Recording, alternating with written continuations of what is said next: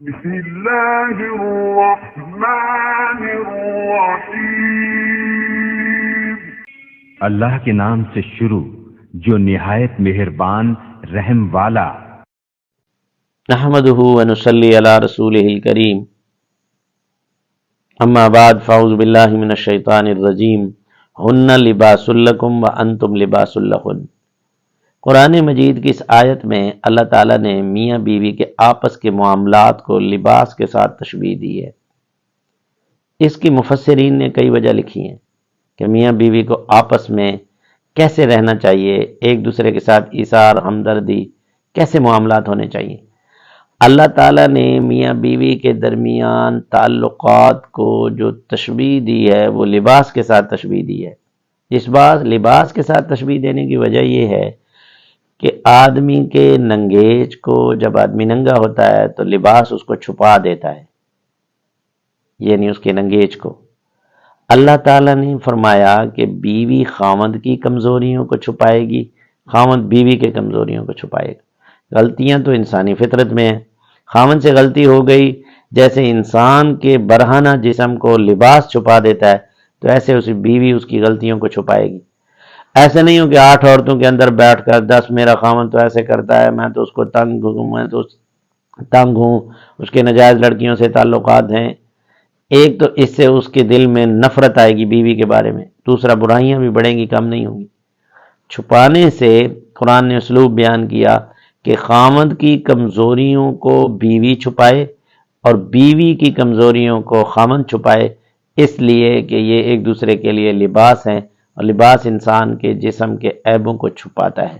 دوسری وجہ یہ بھی ہے کہ لباس جو ہے گرمی سردی کی تکلیف سے دفاع کرتا ہے، تو بیوی کے اوپر خاوند کے اوپر آنے والی تکلیفوں کو بیوی دور کرے اور بیوی کے اوپر آنے والی تکلیفوں کو خاوند دور کرے۔ کیسا حسن سلوک اور کیسا طریقہ اللہ جل شانہ نے بیان فرمایا کہ وہ اس کے لیے لباس جیسے اس کی گرمی سردی سے دفاع کرتا ہے، ایسے یہ ایک دوسرے کا دفاع کریں، ایک دوسرے کے کام آئیں۔ اور آج کل تو حالات الٹے ہیں، بلکہ ہم تو مثبت پہلو کو بھی منفی کی طرف لے جاتے ہیں۔ خاوند اگر کوئی بات کر رہا ہے تو حقائق کا پتہ نہیں، بدگمانی سے نسبت کرنا، یہ تو فلاں کے ساتھ بات کر رہا ہے، اس کے جی فلاں کے ساتھ تعلقات ہیں۔ بیوی اگر کوئی بات کر رہی ہے تو خاوند اس سے بد ظن اور بدگمانیاں ہیں، اور گھر بدگمانیوں سے ٹوٹ جاتے ہیں، نفرتیں بڑھ جاتی ہیں۔ جب گھر ٹوٹ جاتا ہے پھر خاوند کو احساس ہوتا ہے بیوی کا، بیوی کو احساس ہوتا ہے خاوند کا۔ کتنی ایسی بیویاں ہیں جن کے خاوند فوت ہو گئے، وہ روتی پھرتی ہیں بھی جیسے کیسے بھی تھے، ہمارا آسرا سہارا تھے۔ کتنے ایسے خاوند ہیں جن کی بیویاں فوت ہو گئی، وہ روتے پھرتے ہیں کہ بیوی بڑا زندگی کا خوبصورت ساتھی ہوتا ہے ہر دکھ سکھ میں۔ ان کی ہوتے ہوئے ہم ناقدری کرتے رہتے ہیں، بیوی خاوند کی ناقدری کرتی رہتی ہے، خاوند بیوی کی ناقدری کرتا رہتا ہے۔ اگر خاوند ساری زندگی بیوی کی خدمت کرتا رہتا ہے، باہر کی زندگی اس کی کمانے میں لگا ہوا ہے، اپنی ساری خوشیاں قربان کرنے کے لیے گھر کے اخراجات برداشت کرتا ہے، تھوڑے سے جھگڑے پر بیوی ناشکری کی زبان استعمال کرتی ہے، کہتی ہے جی میں نے تیرے گھر میں کیا دیکھا، چند چیتھڑے، چند ٹھیکرے، چند لیتھڑے، یعنی اس کی ساری خدمات کو 3 لفظوں میں ناشکری سے تعبیر کر دیتی ہے۔ برتنوں کو ٹھیکروں سے تعبیر کرنا، لباس کو لیتھڑوں سے تعبیر کرنا، چند ٹھیکرے، چند لیتھڑے، چند چیتھڑے، ان سے تعبیر کر کے ناشکری کی طرف زبان استعمال کرتی ہے۔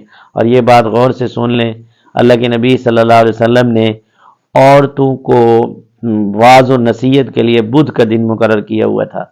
ایک دن اللہ کے نبی صلی اللہ علیہ وسلم نے بدھ والے دن عورتوں کو واعظ و نصیحت کرتے ہوئے فرمایا، میں نے تمہیں کثرت سے جہنم میں جاتے ہوئے دیکھا۔ ایک سیاہ فام عورت کھڑی ہوئی، کہنے لگی لیما یا رسول اللہ، کیوں اللہ کے رسول؟ اللہ کے نبی صلی اللہ علیہ وسلم نے فرمایا، ایک ناشکری کی وجہ سے کہ تم ناشکری بہت کرتی ہو، اور دوسرا خاوند کی نافرمانی کی وجہ سے۔ تو ہم ان دونوں باتوں سے بچیں، معاشرے میں خاوند بیوی کی ناشکری سے بچے، بیوی خاوند کی ناشکری سے بچے کہ ناشکری کی زبان استعمال نہ کرے۔ دوسرا لعن طعن کی وجہ سے، ہاں حدیث میں ہے ناشکری کی وجہ سے اور لعن طعن کی وجہ سے۔ خاوند جب بیوی گالی دیتی ہے تو خاندان تک گالی چلی جاتی ہے، تو اس لیے ہمیں ایک دوسرے کی ناقدری اور ناشکری سے بچنا چاہیے. وما علینا الا البلاغ.